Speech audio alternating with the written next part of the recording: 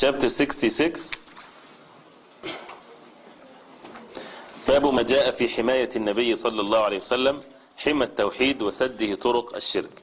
The Prophet's safeguarding of Tawheed and his closing of the paths of shirk. And this is something that has been seen from the beginning of the book, right? From the hadith of the Prophet ﷺ, how the Prophet ﷺ protecting the people from falling into the shirk, major and minor. And the last hadith is an evidence of that. So that people's hearts are attached to Allah subhanahu wa ta'ala alone. He is the only one to be worshipped. He is the only one that the heart should depend on.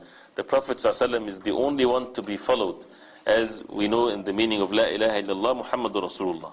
Narrated from Abdullah ibn al-Shakhir radiallahu anh, he said, انطلقت في وفد بني عامر إلى رسول الله صلى الله عليه وسلم فقلنا أنت سيدنا فقال السيد الله تبارك وتعالى قلنا وأفضلنا فضلا وأعظمنا طولا فقال قولوا بقولكم أو بعض قولكم ولا يستجرينكم الشيطان.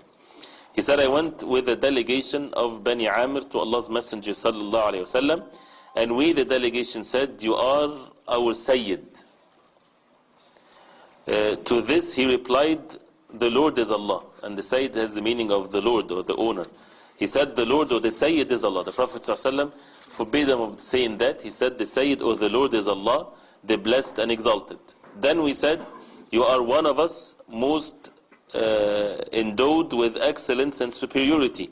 To this the Prophet ﷺ replied, say what you have to say, or part of what you have to say, and do not let the shaitan get you carried away.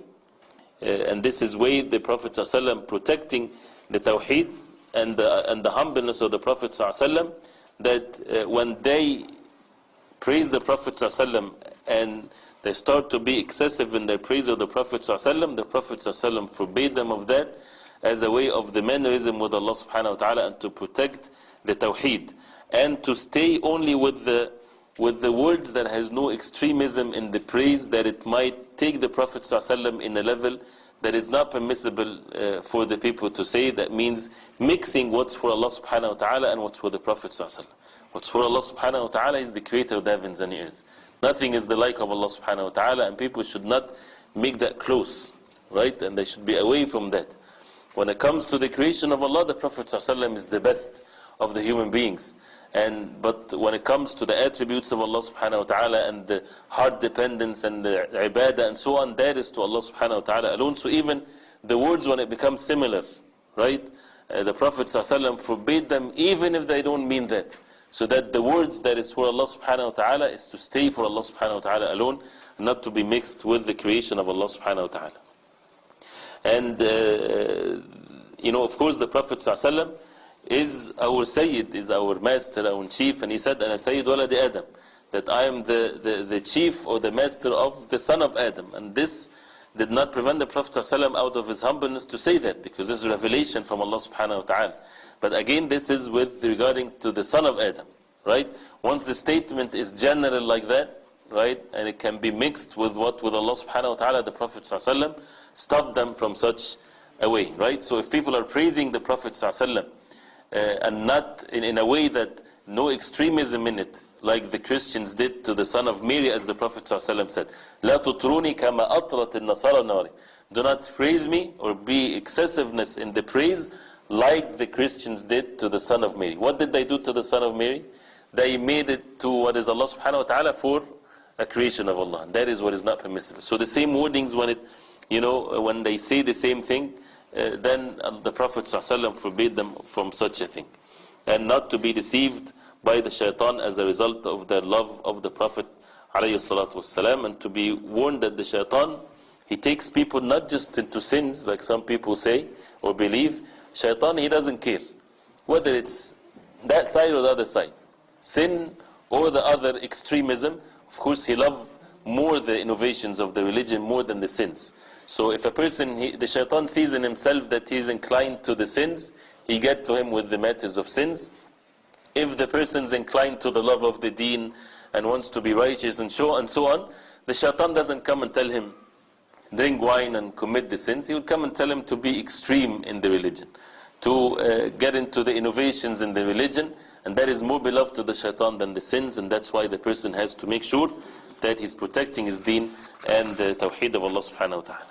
It is narrated from Anas radiallahu anhu, أن ناسا قالوا يا رسول الله يا خيرنا وابن خيرنا وسيدنا وابن سيدنا فقال أيها الناس قولوا بقولكم ولا يستهوينكم الشيطان أنا محمد عبد الله ورسوله ما أحب أن ترفعوني فوق منزلتي التي أنزلني الله عز وجل. Some people said, O Messenger of Allah, O the best amongst us and son of the best of us, you are our master and also the son of our master.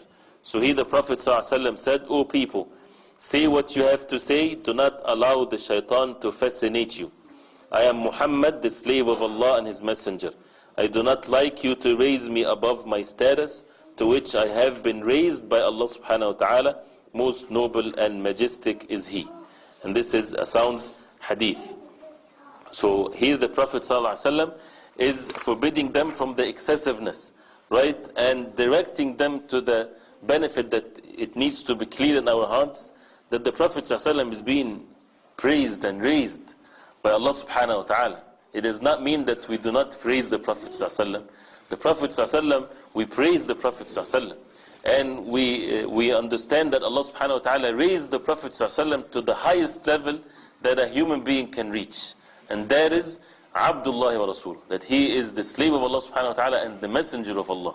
That this is the highest level that a human being can reach. And the Prophet ﷺ reached that. Right? And not to give to the Prophet ﷺ the attributes of Allah subhanahu wa ta'ala or so. So the Prophet ﷺ, this is what the Prophet ﷺ loves. And we know that the Prophet ﷺ speaks the truth. So if the Prophet ﷺ said, مَا أُحِبُّ أَن تَرْفَعُونِ, I don't like for you to raise me in a level that except what Allah subhanahu wa ta'ala had raised me in, that means those who obey the Prophet ﷺ, those who love the Prophet ﷺ, they would obey him.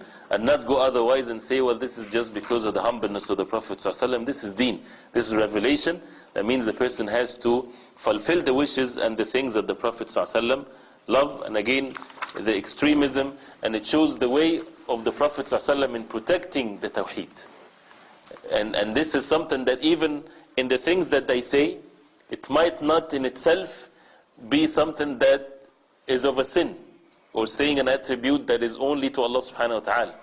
But the Prophet ﷺ, to stop them from getting further and to be extreme, that it would take them or might take them to matters of shirk, the Prophet ﷺ stopped it right there. And this is where it's why in this chapter, right? So even it might be, again, it might be something that is of not a direct meaning of shirk, right? They're not there yet.